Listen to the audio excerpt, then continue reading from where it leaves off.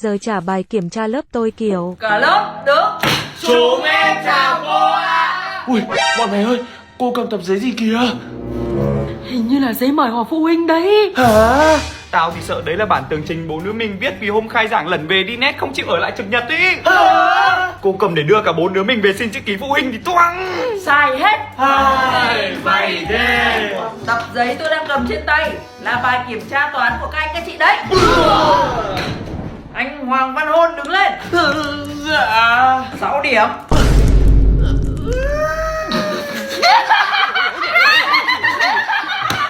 Được thế nào mà ra được có 6 điểm. 3 tiếng là học ngày học đêm đấy. Thế là chỉ được cười chúng mày ấy. Và cũng là bài kiểm tra cao nhất lớp. Hả?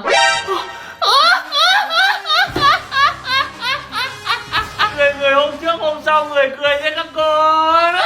Điểm cao nhất lớp từ dưới lên. Cả lớp được 9, mỗi anh Hoàng được 6 thôi đấy. Tao biết ngay mà làm gì có chuyện điểm mà mình thấp hơn điểm đó. Chuẩn. Đây, từ từ đã. Cho cô xin lỗi.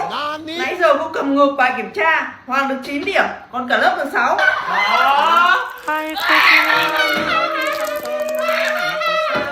Ủa cô Mai ơi, hình như cô cầm nhầm bài kiểm tra toán của lớp tôi rồi đấy. Của lớp cô đây này. Cô vừa đi tập kiểm tra thôi mà cô cũng cầm nhầm được. Chứ làm gì có chuyện lớp mình điểm cái thế. Thế cho tôi gửi lại nhé. Này, lớp cô anh kiểu gì không biết.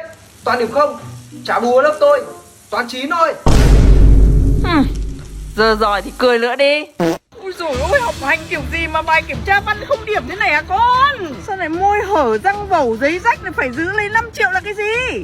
Nhưng mà rõ ràng con đọc cái đúng mà. Đúng cái mà lung tung phúc. Thôi đi về, để mẹ tìm gia sư dạy kèm thêm cho nó tiến bộ. Học dốt quá rồi. Hả? Cô vừa nói cái gì cơ? Học dốt quá rồi. Không, ý cháu là câu trước cơ. Câu trước. À, tìm gia sư. Ơ, cháu làm gia sư à? Vâng ạ. Ngon, cậu được ưa thấy luôn. Nào, em cầm bút điền từ vào chỗ trống cho anh này. Đức và Đỗ cùng đi ăn. Đức thì ăn cỗ, còn Đỗ thì ăn... Ăn năn ạ. Sai rồi, Đức thì ăn cỗ, còn Đỗ thì ăn cỗ. Đấy, hai anh em nghỉ tay ăn hoa quả đã rồi học tiếp. Ui, cô chu đáo quá. Ui giời, có gì đâu, cứ tự nhiên. Cô vào bếp nấu ăn tiếp đây. Dạ vâng ạ. Em ngồi đọc kỹ lại bài nhé, anh ra nghe điện thoại chút. Dạ vâng ạ. Cái gì cơ? Cụ nhà mình thông báo mất nước 1 tháng á. Chả thế, mày xem cách nào về luôn đi để mình còn tìm cách xin thêm nước tích trữ chứ. Chứ bố với cả em mày đi làm cả ngày hôm nay đã được tắm rửa gì đâu. Nhưng hôm nay con đi dạy gia sư buổi đầu tiên, làm sao về được? Thế bỏ một buổi gia sư hay là cả nhà không được tắm rửa sinh hoạt trong vòng 1 tháng thì quan trọng hơn hả con? Bố làm khó con thế, giờ biết làm sao bây giờ. Con có cách này rồi bố ơi. Cách gì cơ?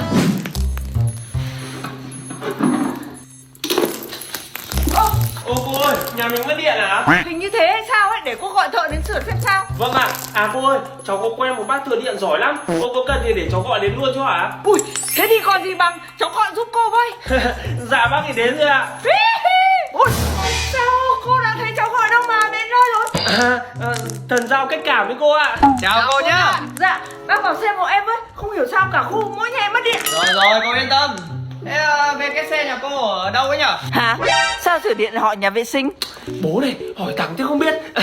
Cô không phải yên tâm. Bác ấy dân trong nghề bao nhiêu năm nay rồi nên là bắt bệnh giỏi lắm. Thật, cái cô này buồn cười nhỉ.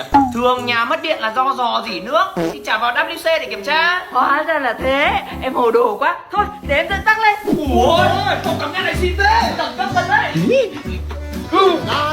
Nước mạnh lắm con ơi. Ôi ơi, thế này thì bố con mình tha hồ mà dùng. Tình hình như nào rồi bác ơi? Ui, nước mát lắm cô ạ. Ôi nhưng mà sữa tắm bây giờ gội đầu nhà mình để đâu ấy nhỉ? Dạ, ở trên kệ ạ. Sao có cái gì sai sai ấy nhỉ? À, bác ấy hỏi thế để cất riêng ra một chỗ cho nó đỡ vướng víu chỗ sửa ấy mà cô. Công nhận cái sen tắm cây casa nhà cô này dùng thích thật đấy. Cứ như là đang ở khu nghỉ dưỡng ấy, thoải mái thật. Dạ vâng, em dùng cái này vì nó có màu sắc mới lạ. Với lại nó có kệ đa năng dùng để đồ tiện lợi lắm bác ạ. Công nhận cô có gu thẩm mỹ đấy. Cả bộ tủ lavabo này cũng gọn gàng sang trọng lắm rồi bố ạ. Đúng rồi, chất liệu tủ đấy chống cong vênh, chống thấm nước. Trong môi trường phòng tắm ở ướt cứ phải gọi là vô tư. Thôi chị đợi bọn tôi một tí nhá, bọn tôi sửa sắp xong rồi. Bây giờ bố con mình đi tắm xong rồi tranh thủ bê nốt mấy cái chậu nước về để dự trữ. Sảng khoái hết cả người. Há hồ nước mà dùng chứ. Xong rồi hả bác? Sao em vẫn chưa thấy có điện? nhỉ bác nhỉ? À, sửa thì cũng gần xong rồi, nhưng mà còn một bước cuối cùng là phải đem cái chậu nước nhà cô về nghiên cứu rồi đưa ra kết luận. Lát sang sửa nốt thì mới xong. Dạ đúng rồi đấy cô ạ. Tính bác ấy cẩn thận ấy, nên là phải đầy đủ quy trình các bước, không vội vàng được đâu. Ui, thế thì tốt quá. Để em lấy mấy chậu nước cho bác sĩ nghiên cứu nhá. Đấy, cô thấy cách của con hay không? Được, thằng này trông thế mà giỏi. Bây giờ mày ở yên đây nhá, để bố với cả em mang cái chậu nước này về cho mẹ tắm. Sau đó thì mày mới được mở cầu giang, thấy chưa? Không là hỏng hết cái vở kịch diễn từ nãy giờ đấy. Ui giời, con mà bố phải lo à? Ôi mẹ ơi, sao anh Hoàng vẫn chưa bật lại cầu dao cho nhà mình nhỉ? Con nói cái gì cơ? Thì vừa nãy con lên phòng lấy sách, xong là con thấy anh Hoàng dập cầu dao nhà mình xuống, xong là anh ấy chạy xuống bảo với mẹ là mất điện ý. Hóa ra tất cả là âm mưu. Này thì giết cái này con tôi này. Đấy, Hội bạn sang thăm tôi ốm kiểu. Hoàng ơi, bọn con đi thăm mèo ốm này. À, mấy đứa qua thăm Hoàng à? Thôi được, mấy đứa lên phòng Hoàng mà chơi nhá. Dạ vâng ạ. Bọn mày cứ lên phòng chơi đi nhá, ăn xong tao lên luôn. Cái thằng này, mày rủ cái đám báo chủ đấy sang đây làm gì? Sang thăm bạn ốm mà đi tay không? Đã thế là cũng vứt dép bừa bãi ra nhà kìa. Ừ, sao vừa nãy mẹ chào đón ngọt ngào thế cơ mà? Nghề tay trái của tao là kinh doanh bánh tráng đấy. Kìa kìa, anh em lên đây, sổ, chị tao múa ghê chưa? Thằng này ốm mà gây mà phát khỏe nha. Hoàng ơi, sao nhà mày nóng thế? Thật, bây giờ chả thấy tí gió nào ấy. Hả? À, cái quạt nó đang trúc thế kia thì chả nóng. Mày ra chia cái quạt lên đi. Đây để tao. Kìa kìa, con này, người ta ăn blue đấy. Ủa, cái gì đây? Bè. Tôi xong hỏng rồi mày ơi. Mấy đứa đang chơi gì mà vui thế? Dạ cô ơi, không phải tại cháu đâu. Cháu chỉ làm theo lời Hoàng bảo thôi ạ. Mẹ ơi, có gì bình tĩnh giải quyết thôi. Cô vô ý quá, mấy đứa sang mà cô quên bật điều hòa. Các cháu thứ lỗi cho cô nhé. Để cô bật điều hòa lên cho mát, thầu mà chơi. Ui, thế là tốt quá cô ạ. Đấy, 18 độ luôn cho đã nhá. Tuyệt vời cô ơi. Cô vào chơi cùng bọn cháu luôn cho vui. Thôi, mấy đứa cứ chơi vui vẻ đi. Cô không giỏi công nghệ như bọn cháu đâu. Hoàng, ra đây mẹ bảo chút. Dạ vâng ạ. Mày thấy hậu quả chưa? Lôi chúng nó về đây bừa hết cả phòng. Chả biết cái tích sự gì à? Sự cố ngoài ý muốn mà mẹ. Chúng nó đã có ý tốt sang thăm con rồi. Tốt cái nỗi gì? Cái nhà chứ phải cái trung tâm thương mại đâu mà sang ké wifi mới điều hòa công cộng như thế. Tự nhiên như ruồi. Ừ, sao vừa nãy con còn thấy mẹ hối lỗi với cả khen chúng nó giỏi gì cơ mà? Thế mày không biết mẹ còn chơi thân với đạo diễn Lý Hải, chuẩn bị hợp tác làm phim Lần Mật 7 à? Hoàng ơi, mẹ nấu xong rồi bảo mấy đứa nghỉ tay xuống ăn cơm đi. Đấy, con gọi chúng nó xuống vào đây. Con ngon chúng mày ơi. Con gặp món súp lơ mày thích thì cực cao ơi. Cháu mời cô ăn cơm à. Khoan đã. Sao thế mẹ? Vơ vả vớ vẩn. Ai cho ăn mà ăn? Ở kìa mẹ, vui vẻ nốt bữa cơm thôi. Chúng nó sắp về rồi. Cái thằng này mày nói gì đấy?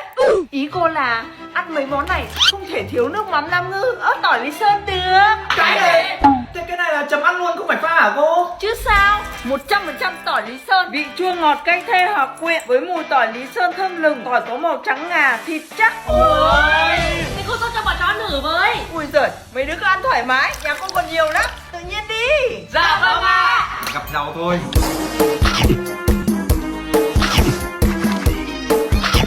Ủa? Ngon thật chúng mày à? Có nước mắm ăn vào thật đấy. Công nhận, để tí tao xin mẹ Hoàng vài chai về nhà ăn dần. Để thằng nữa gì thằng nữa. Được, từ lần sau nhá, đừng rủ chúng nó sang đây nữa. Sang thăm bạn ốm mà ăn như thùng luồng. Dạ cô ơi, cũng muộn rồi, chắc là bọn con xin phép đi về đây ạ. Hôm sau bọn cháu lại đến chơi tiếp à. Ơi, mấy đứa ở lại chơi đã, ăn bữa nữa rồi về. Dạ thôi, phụ huynh gọi rồi, bọn cháu về đây. Mấy đứa về cẩn thận nhá. Về thì về luôn, nắm chuyện. Ừ, vừa nãy mẹ níu kéo chúng nó ghê lắm cơ mà. Trở mặt nhanh thế. Mày biết vũ trụ điện ảnh Marvel không? Tao là chỉ đạo diễn xuất trong đoàn phim đấy đấy.